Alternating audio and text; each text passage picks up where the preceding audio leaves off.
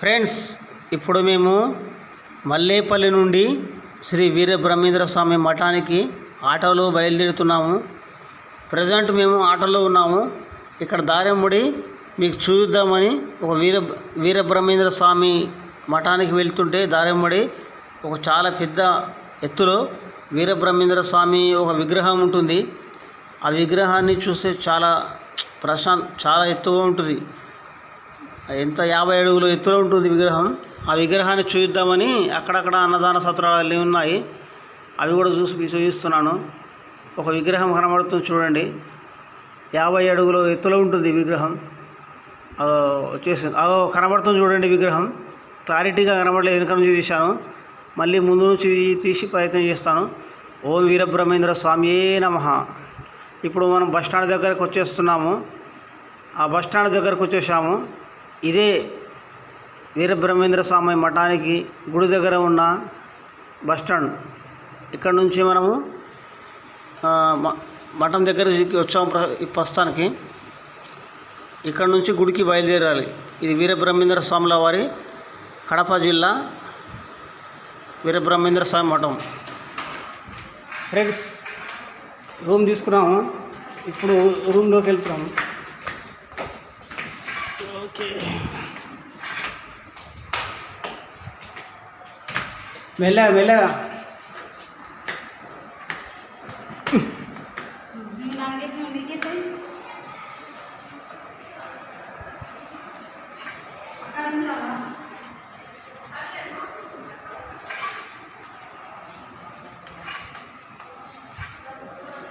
Room 250, advance 250, 24 hours. మళ్ళీ రేపు 11:50 వరకు. ఇప్పుడు మేము 11:30కు వచ్చినాం ఫ్రెండ్స్. రేపు ఈ టైం వరకు ఉంటుంది.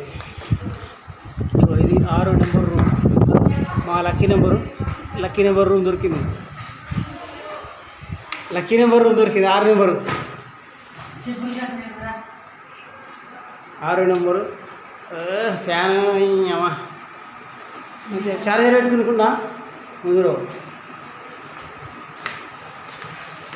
కొద్దిగా రిలాక్స్ అయ్యి మంచిగా ఫ్రెష్ అప్ అయిపోయిన తర్వాత భోజనానికి వెళ్ళి కొంచెం రిలాక్స్ చేసుకున్నాం.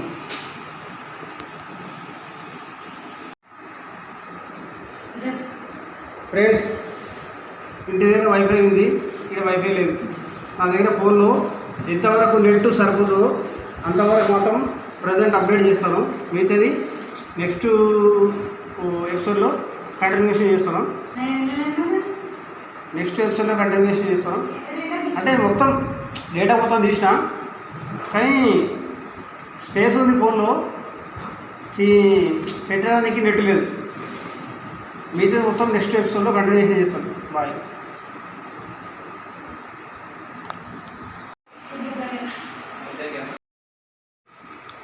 ఫ్రెండ్స్, గుడికి బయలుదేరడానికి స్నానం చేసి రెడీ అయ్యాను ఇప్పుడే.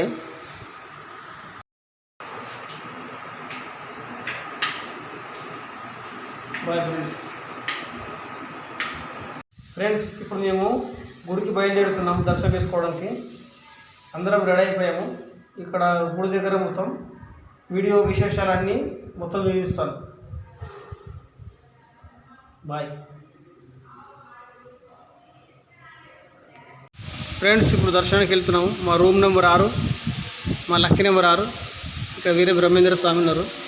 దర్శనానికి వెళ్తున్నాం. వీళ్ళు ఆడికి వెళ్ళిపోతారు. ఆగుండి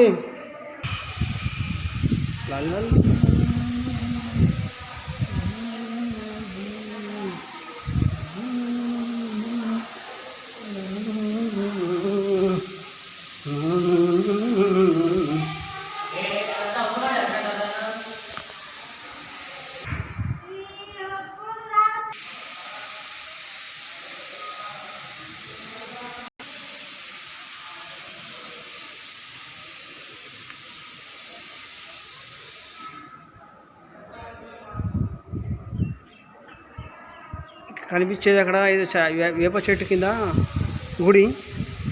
వస్తున్నా.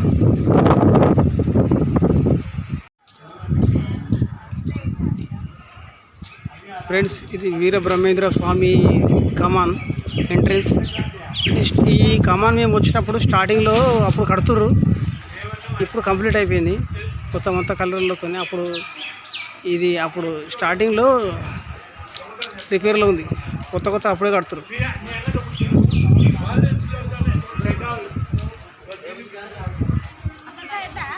తీసుకుందాం.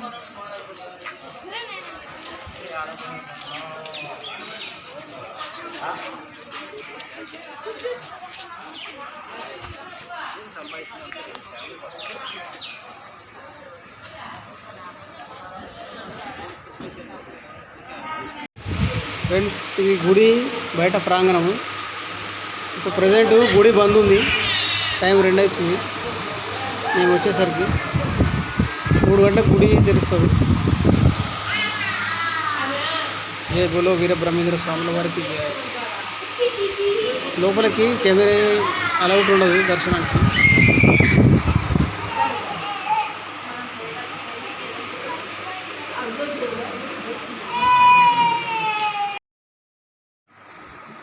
ఇప్పుడు ఇక్కడ మీకు కనబడే వేమన విగ్రహం ఇంతకుముందు ఇక్కడ ఉండేది కాదు. అక్కడ వినాయకుడి విగ్రహం వినాయకుడి విగ్రహం పెట్టారు కదా, అక్కడ ఆ ప్లేస్లో వేమన విగ్రహం ఉండేది. అక్కడ నుంచి ఇక్కడ షిఫ్ట్ చేశారు. ఇక్కడ మహానంది కనబడుతుంది. తర్వాత దర్శనం అందరూ లైన్లో దర్శనం కోసం అందరూ ఎదురు చూస్తున్నారు. ఇప్పుడు శివాలయం అన్ని, వీరబ్రహ్మేంద్ర స్వామి అన్ని దేవాలయాలు ఇప్పుడు అన్ని బంద్లో ఉన్నాయి. మేము వచ్చేసరికి టైం అయిపోయింది, స్నానం చేసి వచ్చేసరికి అందరం వెయిటింగ్లో ఉన్నాము. ఇంకోటి మెయిన్ ఏంటంటే లోపలికి సీసీ కెమెరాలు, మొబైల్ అలౌట్ లేదు. లోపల మొత్తం కొద్దిగా నేను చూపించడానికి అవకాశం లేదు, బయట మాత్రమే చూపిస్తున్నాను. లోపల గర్భగుడి లోపలికి అన్ని ప్రవేశం, ఫోన్లు, మొబైల్ అలౌట్ లేదు. ఇది మెయిన్ ఫ్రెండ్స్. రావి చెట్టు గుడి వెనకాల ఉంటుంది.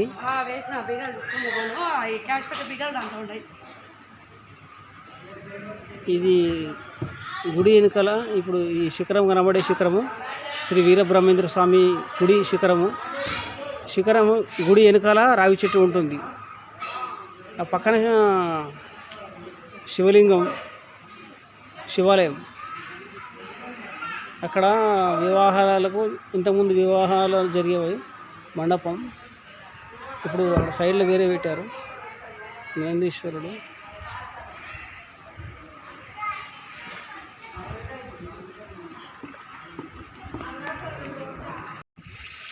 ఫ్రెండ్స్, ఈ కనిపించే బావి ఒకప్పుడు శ్రీ వీరబ్రహ్మేంద్ర స్వామి తవ్వించినటువంటి బావి.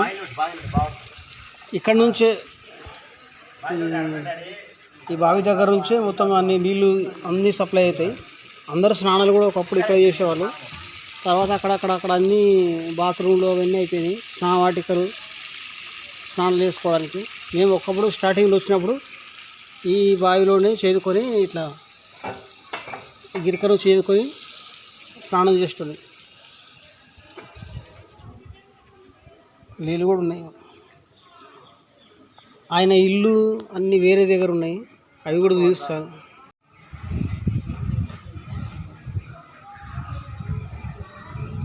ఇదంతా విశ్రాంతి తీసుకుంటారు ఇక్కడ నైట్కు, డేలో అయినా గుడి బంద్ ఉన్నప్పుడు. ఒకప్పుడు ఈ శిఖరం లేదు. విఘ్నేశ్వర, ఓం విఘ్నేశ్వరాయ నమః. ఇక్కడ ఒకప్పుడు ఈ విఘ్నేశ్వర స్వామి విగ్రహం ఉండేది కాదు. ఈ ప్లేస్లో వేమన ఉండేవాడు. మేము వచ్చినప్పుడు స్టార్టింగ్ నుంచి కూడా వేమన విగ్రహం ఉండేది. తర్వాత వేమన విగ్రహం అక్కడ షిఫ్ట్ చేశారు. ఇక్కడ వినాయకుని విగ్రహాన్ని ప్రతిష్ఠించారు. శిఖరానికి 3 కోట్ల ఖర్చు అయిందట. మేము వచ్చినప్పుడు అప్పుడు రిపేర్లు చేస్తారు. అప్పుడు ఈ శిఖరం లేదు స్టార్టింగ్లో. ఈ మధ్యలో అంటే ఒక 3-4 సంవత్సరాల క్రితం కట్టారు. చాలా బాగుంది. కానీ వాళ్ళ ఇల్లు, స్వామి వాళ్ళ ఇల్లు, ఆయన కట్టిన ఇల్లు, సొంత ఇల్లు, బావి అవన్నీ వేరే దగ్గర ఉన్నాయి. అవి కూడా చూపిస్తాను. ఓకే ఫ్రెండ్స్ దర్శనం స్టార్ట్ అయింది. దర్శనానికి ఇప్పుడు లైన్లో నిలబడ్డాము. దర్శనంలో ఎంతమంది పబ్లిక్ ఉన్నారు చూడండి. స్టార్టింగ్లో లేరు. ఈ చెట్టు పక్కన ఒక తులసి కోట ఉంది ఫ్రెండ్స్.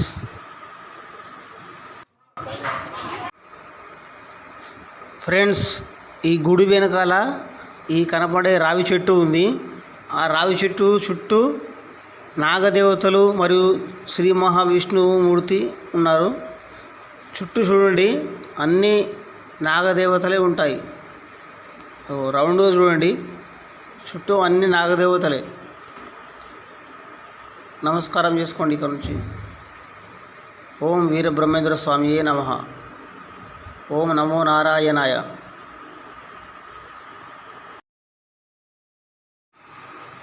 ఇక్కడ కనబడేది శివలింగం. ఈ శివలింగ దర్శనం ఇప్పుడే స్టార్ట్ అయింది. ఇంతవరకు గుడి బంద్ ఉంది. వీరబ్రహ్మేంద్ర స్వామిని దర్శనం చేసుకున్న తర్వాత అక్కడ శివలింగాన్ని దర్శనం చేసుకుంటారు ఫ్రెండ్స్. ఇక్కడ ఒక మహానంది ఉంది. చాలా పెద్దగా ఉంటుంది. చూడడానికి చాలా అందంగా ఉంటుంది. శివాలయానికి ఆపోజిట్లో కాకుండా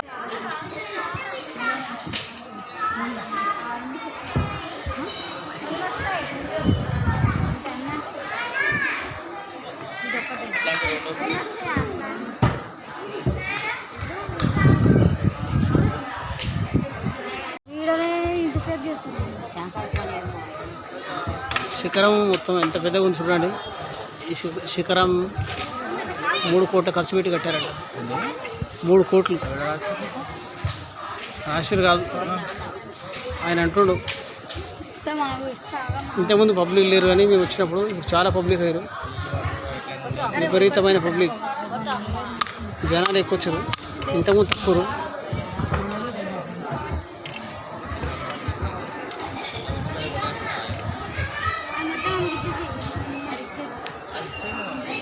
ఇంకా దర్శనానికి లోపల ఉన్న వాళ్ళు కాకనే ఇంతమంది. అక్కడ నుంచి చేసిన ఇది బయట నుంచి కదా.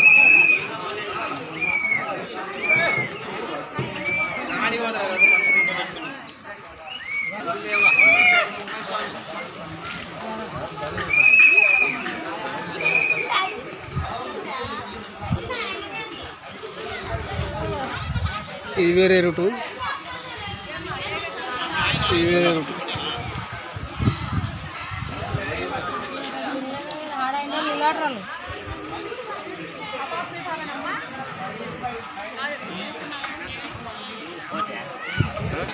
ఇప్పుడు మేము వీరబ్రహ్మేంద్ర స్వామి గారి ఇంటికి, ఆయన సొంతంగా కట్టిన ఇల్లు చూడడానికి వెళ్తున్నాము.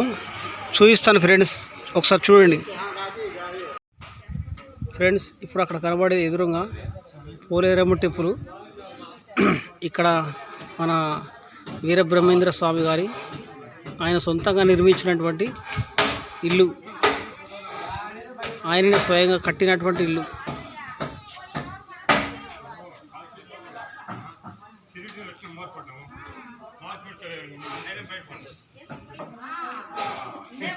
ఇది ఆయన కట్టినటువంటి ఇల్లు.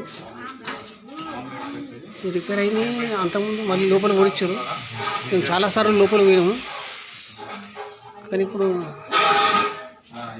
బంద్ చేశారు. స్వయంగా ఇంట్లోకి వెళ్ళి కూర్చొని వచ్చినాం. ఇది ఆయన అక్కడ తవ్వించిన బావి. అక్కడ కనబడేది ఆయన తవ్వించిన బావి. ఇక్కడ ఒక డోర్ ఉంది. అంటే ఇప్పుడు ఇంతకుముందు ఇంట్లో ఓనిచ్చేవాళ్ళు, ఇప్పుడు ఇంట్లోకి ఓనిస్తలేదు. అంటే చాలా పురాతనమైన ఇల్లు కదా, అట్లా ఇంట్లోకి అంత ఇల్లు చాలా రోజులు కదా, ఎన్ని వందల సంవత్సరాల క్రితం ఇల్లు కదా. నేను స్టార్టింగ్లో వచ్చినప్పుడు 2 సార్లు పోయినా ఇంట్లో, 2 సార్లు పోయినా.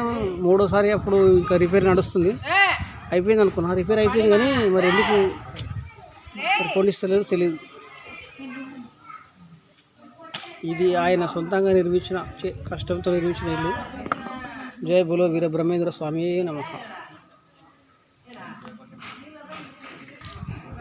ఇది ఆయన తవ్విన బావి, స్వామివారు తవ్వినటువంటి బావి. ఈ రావి చెట్టు ఆయన ఇంటి లోపల, స్వామివారి ఇంటి లోపల తవ్వినటువంటి ఇక అంతా కాంపౌండ్ వారి ప్రహరీ కూడా ఈ రావి చెట్టు, ఈ బావి. ఒకసారి బావి లోపల నీళ్ళు చూద్దామా ఫ్రెండ్స్?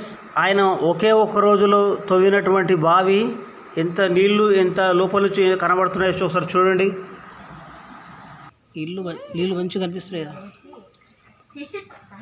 నీళ్ళు బాగా కనిపిస్తున్నాయి ఫ్రెండ్స్. ఇక్కడ ఒక చేదుడు గిరిక, ఇక్కడ ఒక చిన్న తొంగి చూస్తున్నాం. ఇగో ఇది బావి, ఆయన ఒకటే ఒక రోజులో తవ్విన బావి. చాలా తీయగా ఉంటాయి ఫ్రెండ్స్ నీళ్ళు.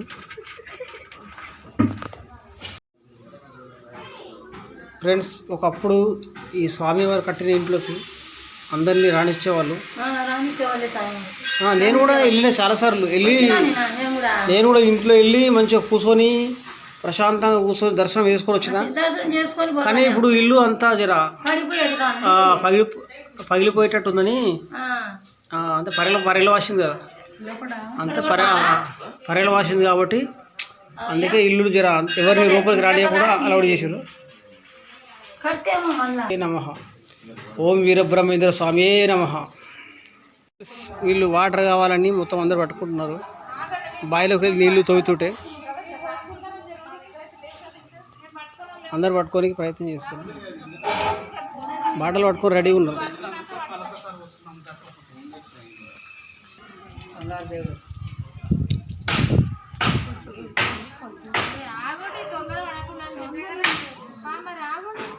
ఒకటి తర్వాత ఒకరు పట్టుకోండి.